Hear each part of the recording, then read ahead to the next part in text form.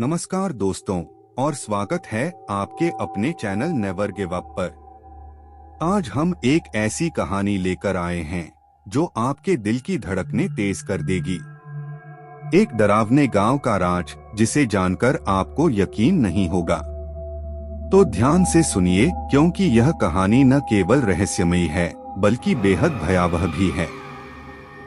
कहानी एक छोटे से गांव की है जो जंगलों के बीच बसा हुआ था। इस गांव का नाम था कालीपुर। वहां के लोग कहते थे कि यह गांव एक प्राचीन श्राप से ग्रस्त है जो रात के समय और भी भयावह हो जाता है।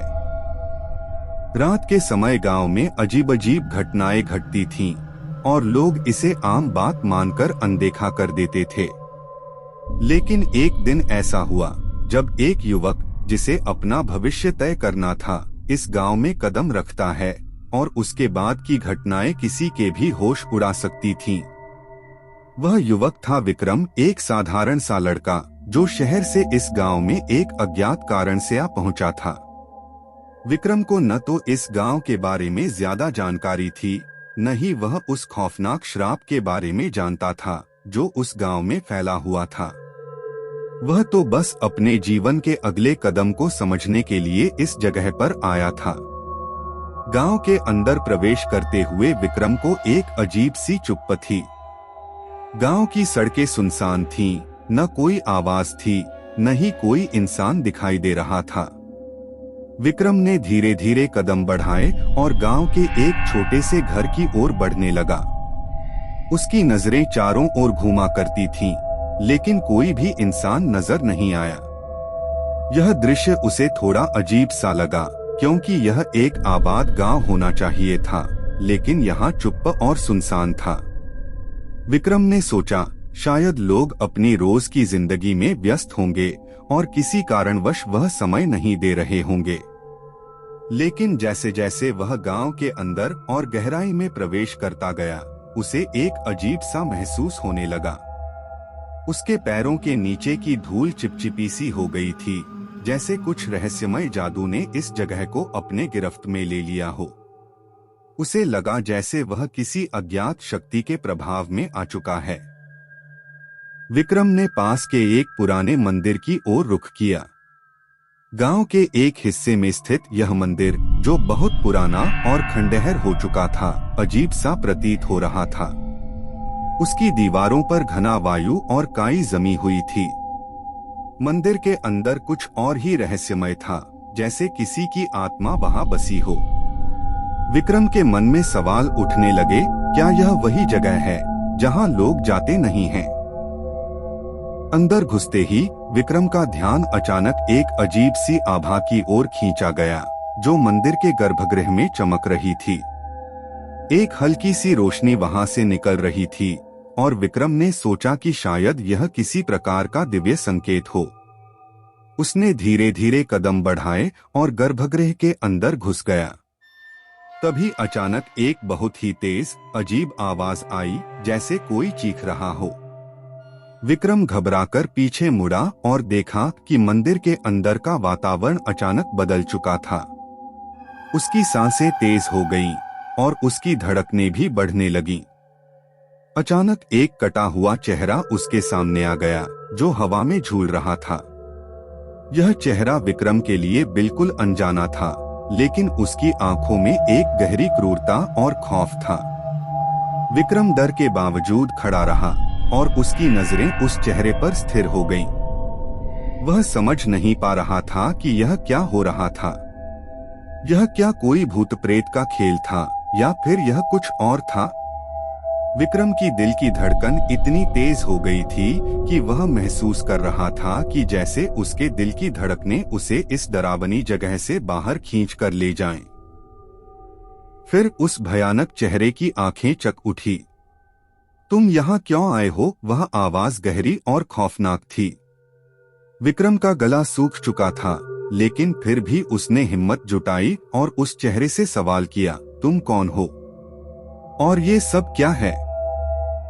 चेहरे ने हल्का सा मुस्कुराया और कहा, तुमने इस जगह में कदम रखा है तो तुम्हारा सामना इस जगह के श्राप से होगा। यह गांव सदियों से एक अभिशाप में बसा हुआ है। तुम्हें अब इसकी सच्चाई जाननी होगी। इतना कहकर चेहरा अचानक गायब हो गया। विक्रम घबराकर वहां से बाहर निकलने की कोशिश करने लगा, लेकिन जैसे ही वह मंदिर के द्वार तक पहुंचा, द्वार अपने आप बंद हो गया। विक्रम फंसा हुआ महसूस करने लगा।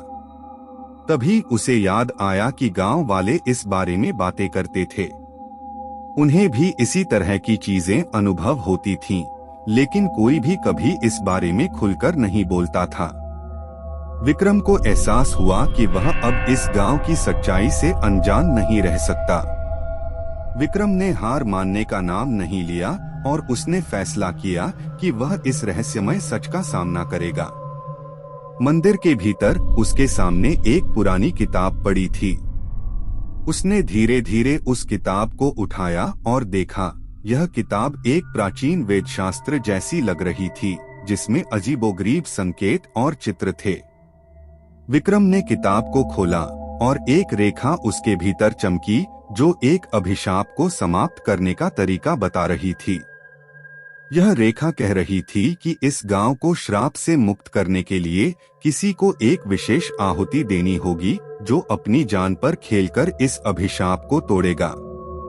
विक्रम को यह अंदाजा हो चुका था कि अब उसका सामना न केवल इस श्राप से, बल्कि अपनी जान की कीमत पर एक विशाल बलिदान से होगा। विक्रम ने निश्चय किया कि वह इस गांव की मुक्ति के लिए कुछ भी करेगा। लेकिन उसके सामने अब एक और सवाल था, क्या वह इस रहस्यमय अभिशाप को तोड़ पाएगा, या फिर वह इस गांव की अंधेरी शक्तियों का शिकार हो जाएगा।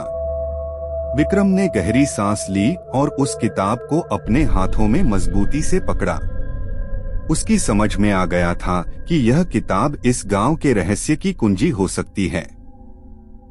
उसे अब समझ में आ रहा था कि यह केवल एक साधारण श्राप नहीं था, बल्कि एक जादुई वर्तुल था, जो हर पीढ़ी के साथ घातक होता गया था। विक्रम को पता था कि अगर उसे इस गांव को इस काले जादू से मुक्ति दिलानी है, तो उसे उन सभी राजों को जानना होगा, जो किताब में छिपे हुए थे। विक्रम ने धीरे धीरे किताब के पन्नों को पलटना शुरू किया। हर पन्ने पर लिखी गई बातें अजीब और रहस्यमय थीं। जैसे ही वह एक पन्ना पलटता, एक नया खौफनाक चित्र सामने आता। उन चित्रों में गांव के पुरखों की आत्माएं और उस गांव के डरावने इतिहास का वर्णन था। विक्रम को उन चित्रों को देखकर ऐसा लग रहा था कि जैसे वह किसी दूसरी दुनिया में प्रवेश कर गया हो। अचानक किताब का एक पन्ना पलटते ही उसकी नजरें एक बेहद खौफनाक चित्र पर पड़ी। वह चित्र एक बड़े से शमशान की था, जहां रात के समय अंधेरे में एक विशाल राक्षस खड़ा था। उसकी आंखें आग की तरह जल रही थीं और उसके शरीर से खून की धारें बह रही थीं। विक्रम के शरीर में एक झंझोरा दौड़ गया। यह चित्र उस राक्षस के बारे में था, जो इस गांव का असली श्राप था। यह राक्षस किसी समय इस गांव के राजा की आत्मा थी, जिसने अपनी प्यास को शांत करने के लिए अपनी ही प्रजा का खून बहाया था। और यही वह प्राचीन आत्मा थी, जो इस गांव के हर व्यक्ति को अपने नियंत्रण में लेने की कोशिश कर रही थी। विक्रम के हाथ कांप रहे थे, लेकिन वह जानता था कि अब कोई पीछे हटने का समय नहीं था। उसने गहरी सांस ली और किताब में दी गई आहुति की प्रक्रिया को समझने की कोशिश की। वह जानता था कि इसके लिए उसे एक भारी बलिदान देना होगा, लेकिन क्या वह तैयार था? क्या वह अपनी जान को जोखिम में डालने के लिए तैयार था? विक्रम ने किताब को बंद किया और एक कड़े निश्चय के साथ मंदिर से बाहर निकलने की योजना बनाई। लेकिन जैसे ही वह बाहर निकला, वह देखता है कि गांव के लोग धीरे धीरे मंदिर की ओर बढ़ रहे थे।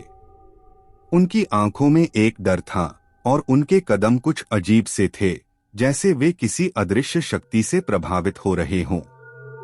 विक्रम ने गांव वालों से पूछा, क्या आप लोग जानते हैं कि इस गांव में क्या हो रहा है? लेकिन किसी ने भी उसकी बात का जवाब नहीं दिया।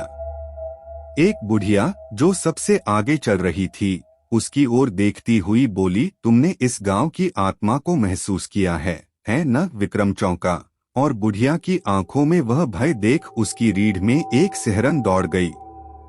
तुम यह नहीं समझ सकते, वह बुढ़िया बोली, इस गांव में रहने वाला हर व्यक्ति एक दिन इस अभिशाप का शिकार बनता है।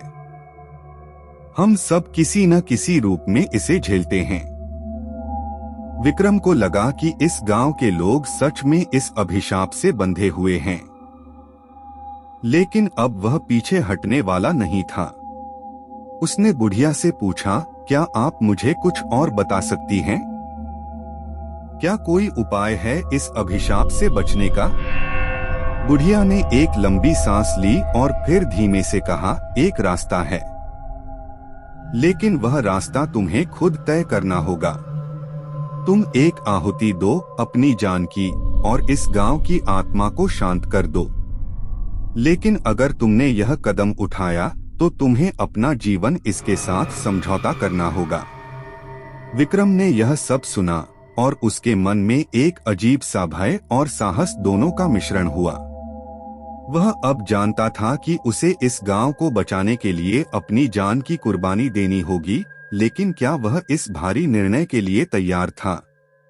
विक्रम ने आंतरिक संकल्प लिया और अपनी यात्रा की ओर बढ़ने लगा।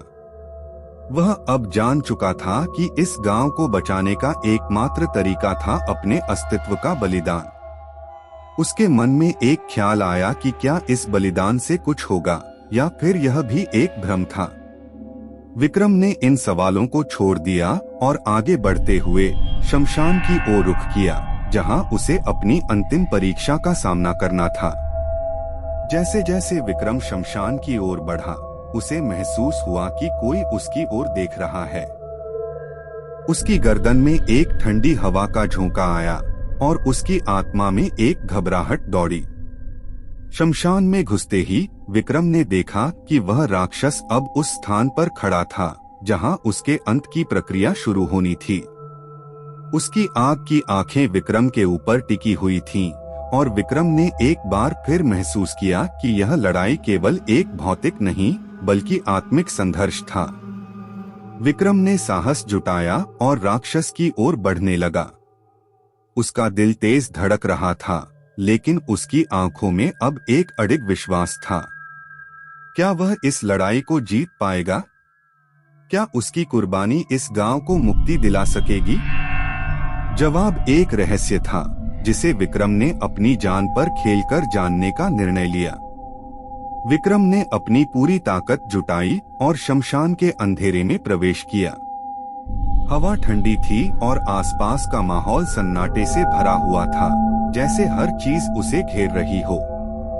उस राक्षस की आंखें, जो अब उसकी ओर टिकी हुई थीं, उसे अपने अस्तित्व के खिलाफ एक गंभीर चुनौती की ओर इशारा कर रही थीं। विक्रम का दिल तेजी से धड़कने लगा, लेकिन उसके मन में एक अडिग संकल्प था कि वह इस गांव के लोगों को इस काले श्राप से मुक्त करेगा। विक्रम ने अपने हाथों में किताब पकड़ी और उसे पूरी तरह से खोला। किताब में दिए गए मंत्रों का जिक्र करते हुए वह जोर से बड़बड़ाने लगा। उसकी आवाज में एक अजीब सी गूंज थी जो पूरी शमशान की हवाओं में फैल गई।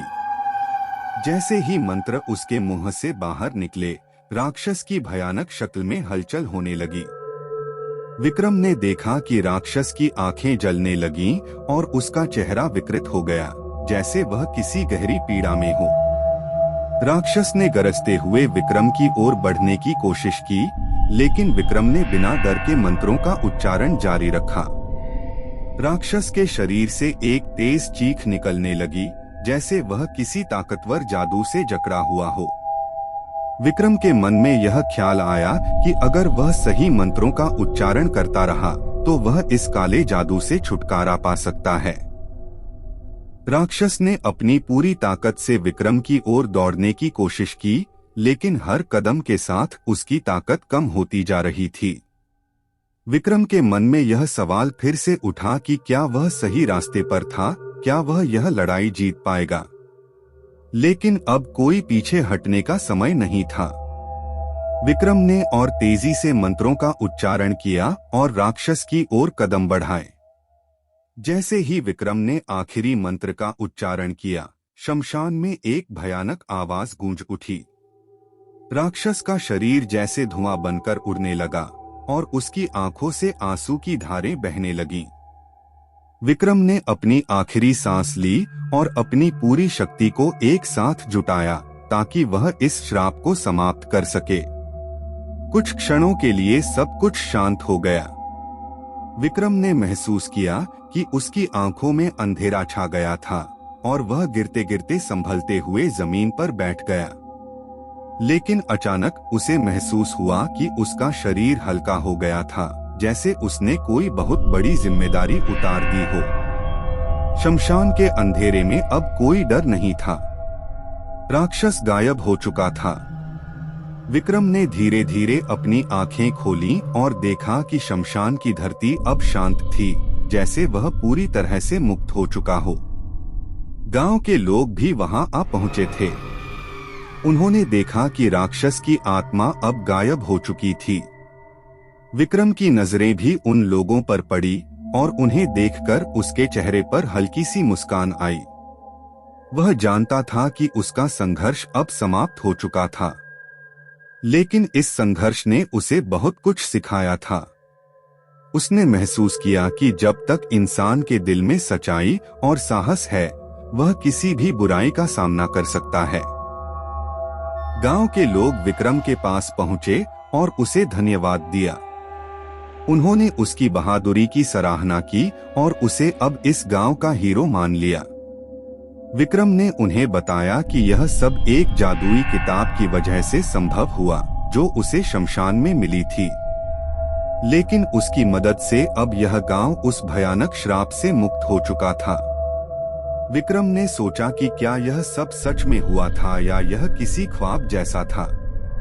लेकिन उसने महसूस किया कि अब वह गांव के लिए एक नया भविष्य लेकर आया था। अब उस गांव में शांति थी और वहां के लोग अब डर और अंधकार से बाहर निकल चुके थे। किंतु विक्रम जानता था कि वह जो करता था वह केवल एक शुरुआत थी। हर गांव में एक नई कहानी, एक नया डर और एक नया खतरा छुपा होता है। क्या विक्रम को फिर से ऐसी किसी चुनौती का सामना करना पड़ेगा? क्या वह हमेशा इस तरह की रहस्यमय दुनिया से जूझते रहेंगे? यह सवाल अब भी विक्रम के मन में थे, लेकिन अब वह उन सवालों से डरने वाला नहीं था। उसने अपने गांव की ओर रुख किया और धीरे धीरे उन अंधेरे रास्तों से बाहर निकलते हुए वह जानता था कि उसके पास अब वह ताकत और साहस है जो किसी भी खौफनाक और रहस्यमय खतरे का सामना कर सके। विक्रम अब उस डरावने गांव से बाहर निकल चुका था, लेकिन उसकी यात्रा अभी खत्म नहीं हुई थी। उसने महसूस किया कि उसकी आत्मा उस गांव की खौफनाक घटनाओं से मुक्त हो चुकी थी, लेकिन एक नया डर और नई रहस्यमय शक्तियां उसका पीछा करती रहीं। विक्रम अब जान चुका था कि जीवन में डर से भागने का कोई मतलब नहीं है, उसे हर बार उसका सामना करना होगा। अब विक्रम ने अपनी यात्रा के अगले पड़ाव की ओर कदम बढ़ाए। जैसे ही वह चलता गया, उसे एहसास हुआ कि दुनिया भर में और भी ऐसी रहस्यमय जगहें हैं जिन्हें जानने और समझने की जरूरत है। यह कहानी अभी खत्म नहीं हुई थी, बल्कि यह बस एक नए डर और नई रहस्य की शुरुआत थी। अगर आपको इस कहानी ने डराया और रोचक लगा, तो कृपया मेरे चैनल नेवर गिव अप को सब्सक्राइब करें। डर, रहस्य और सस्पेंस से भरी और भी कहानियां देखने के लिए बेल आइकन दबाना न भूलें। आपके साथ ऐसी और भी रहस्यमयी और खौफनाक घटनाओं का सामना करेंगे जिनसे आपका दिल दहलेगा। चैनल को सब्सक्राइब करें और जुड़े रहें, क्योंकि डर की दुनिया कभी खत्म नहीं होती। धन्यवाद।